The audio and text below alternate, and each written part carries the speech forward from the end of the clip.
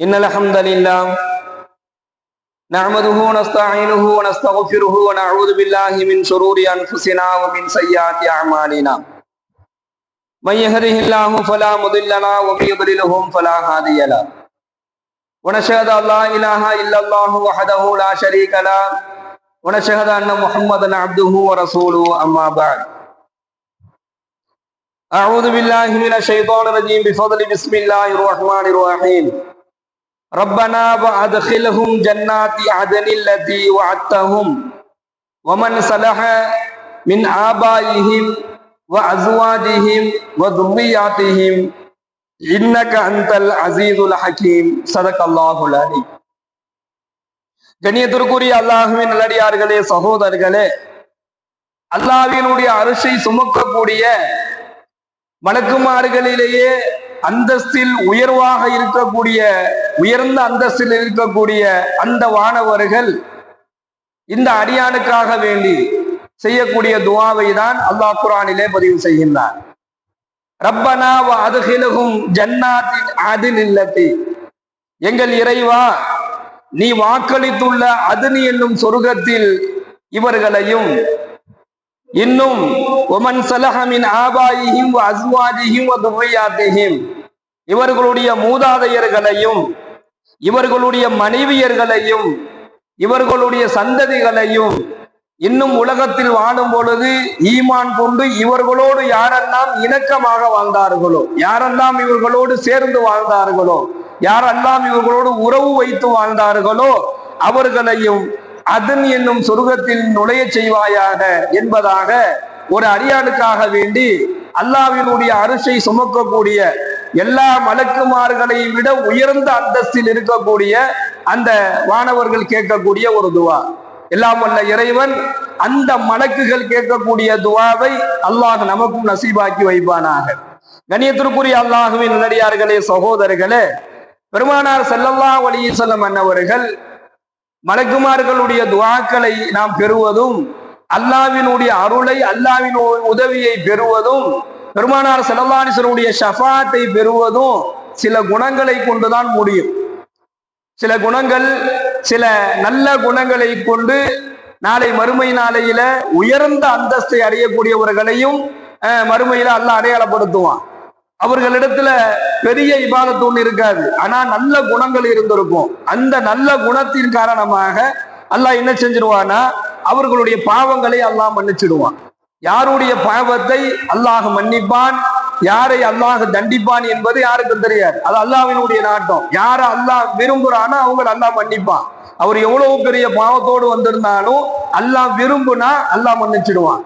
அதே போன்று சில குணங்களை கொண்டு அல்லாஹ் என்ன செஞ்சிருவான், அவர்களுடைய பாவங்களை மன்னித்து அவர்களை உயர்ந்த அந்தஸ்துல கொண்டு வந்துருவான். அப்படிப்பட்ட குணங்களை பற்றி நாயகம் ஸல்லல்லாஹு அலைஹி வஸல்லம் சொல்லும் பொழுது இந்த ஒரு குணத்தை பத்தி பேசுறாங்க.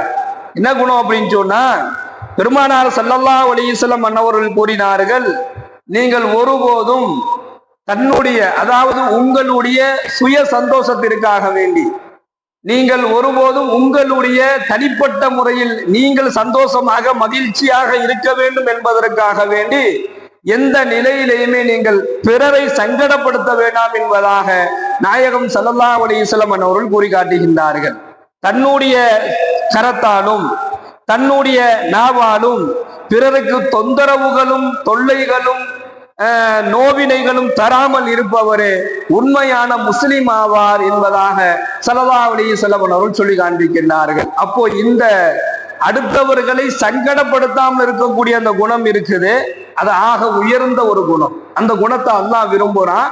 அல்லாஹ்வுடைய தூதர் சொல்றாங்க, அப்படிப்பட்ட குணம் உங்களிடத்தில் இருந்தால், நீங்கள் அந்த குணம் உங்களிடத்துல இல்லை அப்படின்னு சொன்னா, அடுத்தவர்களை சங்கடப்படுத்தக்கூடிய குணம் உங்கள்கிட்ட இல்லை அப்படின்னு சொன்னா நீங்க உண்மையான முஸ்லீம், நீங்கள் உண்மையான முஃமின், அல்லாஹ்விற்கு அல்லாஹ்வினுடைய நேசத்திற்குரியவர்கள். அந்த குணம் இருந்துச்சு அப்படின்னு சொன்னா அவர் உண்மையான முஸ்லீமே இல்லை என்பதாக ஸல்லல்லாஹு அலைஹி வஸல்லம் சொல்றாங்க. இன்னைக்கு நாம பார்க்கிறோம், இது என்னுடைய உரிமை, இது என்னுடையது, இல்ல இது ஏன் இஷ்டம், இது எனக்கு பிடிச்சது, அதை நான் செய்வேன் என்பதாக அடுத்தவர்களை சங்கடப்படுத்தி தன்னுடைய சந்தோஷங்களை மகிழக்கூடிய எத்தனையோ நிலைகளை இந்த உலகத்துல நம்ம பார்க்கிறோம். அல்லாஹ் பாதுகாக்க வேண்டும். இஸ்லாத்தை அல்லாஹ் புனிதமானதாக ஆக்கி கொடுத்துட்டான். இன்னைக்கு பண்டிகை என்று சொல்லக்கூடிய பெயர்களில் இன்று எத்தனை நபர்களை சங்கடப்படுத்தக்கூடிய, எத்தனையோ நபர்களுக்கு நோவினை தரக்கூடிய பண்டிகையினுடைய கொண்டாட்டங்களை எல்லாம் பிற மதங்களில் நம்மளால பார்க்க முடியும். அவர்களால் ஏற்படக்கூடிய தொல்லைகளும் தொந்தரவுகளும் அதிகரிப்பதை நம்ம பார்க்கிறோம். ஆனால் அல்லாஹ் இந்த இஸ்லாத்துல அத்தகைய எல்லா விதமான செயல்களையுமே அல்லாஹும் இல்லாமல் ஆக்கினான். அந்த மாதிரி எந்த விதமான செயல்களும் இல்லை. இங்க கொண்டாட்டங்களுக்கு வேலை இல்லை. அந்த கொண்டாட்டங்களின் மூலமாக அடுத்தவர்களுக்கு ஏற்படக்கூடிய நோவினைக்கு வேலை கிடையாது. அதனாலதான் ஸல்லல்லாஹு அலைஹி வஸல்லம் சொல்றாங்க, இது என்னுடைய உரிமை, இது எனக்கு பிடிச்சது, ஏன் சந்தோஷத்துக்கு அவனி நான் இதை செய்வேன் என்பதாக அடுத்தவர்களை சங்கடப்படுத்தி நீங்கள் எந்த காரியத்தையுமே செய்யாதீங்க, அது அல்லாஹ்வுக்கு பிடிக்காது என்பதாக சொல்ல வருகின்றார்கள். மேலும் அல்லாஹ் குர்ஆனிலே பதிவு செய்கின்றான், உலாயிகல்லதீன ஹபித்தத் அஅமாலுஹும், உலாயிகல்லதீன ஹபித்தத் அஅமாலுஹும், அவர்கள் உலகத்தில் செய்த இழிவான செயல்கள் இருக்குதுல்ல, இந்த உலகத்துல என்னென்ன செயல்கள் எல்லாம் இறைவனுக்கு பிடிக்காத செயல்களை தனக்கு பிடிக்குங்கிறதுக்காக வேண்டியோ அல்லது தன்னுடைய சந்தோஷத்திற்காக வேண்டியோ பாவமான காரியங்கள்லாம் செஞ்சு வச்சிருப்பார். அந்த காரியங்களை பத்தி, அந்த செயல்களை பத்தி எல்லாம் சொல்றான், உலாயிகல்லதீன ஹபித்தத் அஅமாலுஹும், அந்த அவர்கள் செய்த அந்த இழிவான செயல்கள் எல்லாம் நாளை மறுமை நாளையில பலனற்று போயிடும். உலாயிகல்லதீன ஹபித்தத் அஅமாலுஹும் ஃபித்துன்யா, இந்த உலகத்துல வாழும் பொழுது அவர்கள் செய்த தவறான செயல்கள், இழிவான செயல்கள் எல்லாம் நாளை மறுமை நாளையில பலன் அற்றவைகளாகத்தான் இருக்கும். வமா லஹும் மின் நாசிரீன், யாரு வல் ஆகிரத்தி வமா லஹும் மின் நாசிரீன், மறுமையில உங்களுக்கு யாரு உதவி செய்வா? யாருமே கிடையாது என்பதாக அல்லாஹ்வே குர்ஆன்ல பதிவு செய்றார்.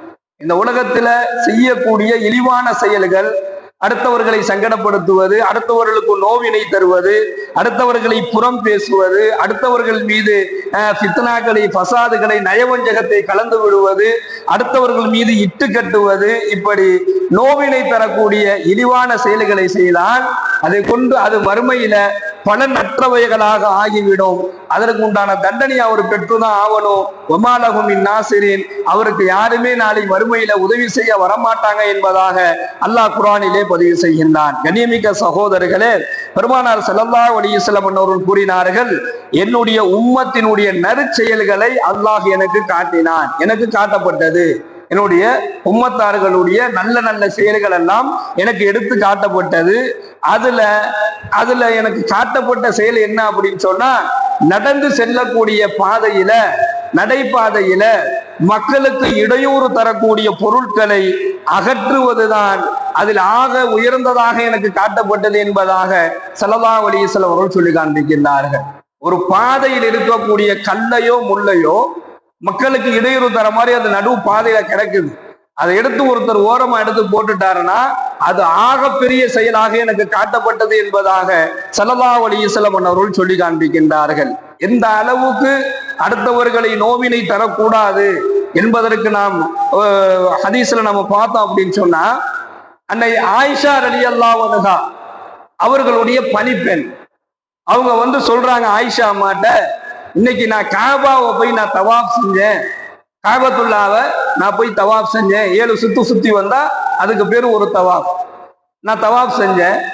அப்போ இந்த ஹஜ்ருல் அஸ்வதினுடைய அந்த கல்லை நான் 3 முறை முத்தம் கொடுத்து விட்டேன் என்பதாக பெருமையாகவும் சந்தோஷமாகவும் ஆயிஷா ரலியல்லாஹு அன்ஹா அவர்கள்ட்ட சொல்றாங்க. அவங்களுடைய படிப்பு இது சந்தோஷமான ஒரு செய்தி தானே. ஒரு தவாஃபுல 3 முறை ஹஜ்ருல் அஸ்வத் கல்ல போய் முத்தம் கொடுக்கிறது, தொட்டு முத்தம் கொடுக்கிறதுங்கிறது இருக்குது, அது சாதாரணமான விஷயம் அல்ல. அப்படி அவ்வளவு சீக்கிரமெல்லாம் உள்ள போய் நெருங்கிட முடியாது. அது கடுமையான கூட்டம் இருக்கும், கூட்ட நெரிசல் இருக்கும். அது ஒரு முறை தொடுவதே பெருசு, 3 முறை, அதுவும் ஒரு பெண் போய் 3 முறை தொடுவதுங்கிறது கடினமான ஒரு விஷயம்தான். இப்ப இதை அவங்க சந்தோஷமா சொல்றாங்க. ஆனால் ஆயிஷா ரலியல்லாஹு அன்ஹா அந்த பணிப்பெண்ணை பார்த்து சொல்றாங்க, அந்த கூட்ட நெரிசல்ல ஆண்கள் எல்லாம் இருக்கும் பொழுது அந்த ஆண்களை எல்லாம் தள்ளி விட்டு முண்டி அடித்து அவர்களுக்கெல்லாம் ஒரு நோவினை ஏற்படுத்தி அந்த கல்லை போய் நீ தொட்டுட்டு வந்தியே, இது அவர்களுடைய கூட்ட நெரிசலில் அந்த மற்றவர்களுக்கு நீ இடையூறு செய்து வந்த இந்த செயலுக்கு அல்லாஹ் உனக்கு நன்மை தராமல் போகட்டும் என்பதாக அன்னை ஆயிஷா ரலியல்லாஹு அன்ஹா அவர்கள் கூறினார்கள் என்பதாக நம்ம ஹதீஸ்ல பார்க்கிறோம். பைஹக்கில இந்த ஹதீஸ் இடம்பெறும். அவங்க செஞ்சது ஒரு நன்மையான ஒரு செயல் தான். ஆனா அந்த நன்மையான செயல்ல கூட அடுத்தவர்களுக்கு இடையூறு தராமல் செய்யணும் என்பதை இந்த ஹதீஸின் வாயிலாக அன்னை ஆயிஷா ரலியல்லாஹு அன்ஹா அவர்கள் சொல்லி காண்பிக்கிறார்கள் என்று சொன்னால், கண்ணியமிக்க சகோதரர்களே, நாம் நன்மையே செஞ்சாலும் நாம நல்லதையே செஞ்சாலும் அதன் மூலமாக அடுத்தவர்களுக்கு எந்த விதமான நோவினையோ எந்த விதமான சங்கடங்களோ தராமல் இருக்க வேண்டும் என்பதை இந்த ஹதீஸ் நமக்கு உணர்த்தி காட்டுகின்றது. மேலும் ஸல்லல்லாஹு அலைஹி வஸல்லம் அவங்க சொல்றாங்க, உங்களுடைய கைகளால் நீங்கள் நாசத்தை தேடிக்கொள்ளாதீர்கள், பிறருக்கு நீங்கள் நன்மை செய்யுங்கள். அல்லாஹ் குர்ஆன்ல பதிவு செய்யக்கூடிய ஒரு செய்தி, உங்களுடைய கைகளால் நீங்கள் நாசத்தை தேடிக்கொள்ளாதீங்க, பிறருக்கு நீங்கள் நன்மை செய்யுங்கள், அதை அல்லாஹ் விரும்புகிறான்.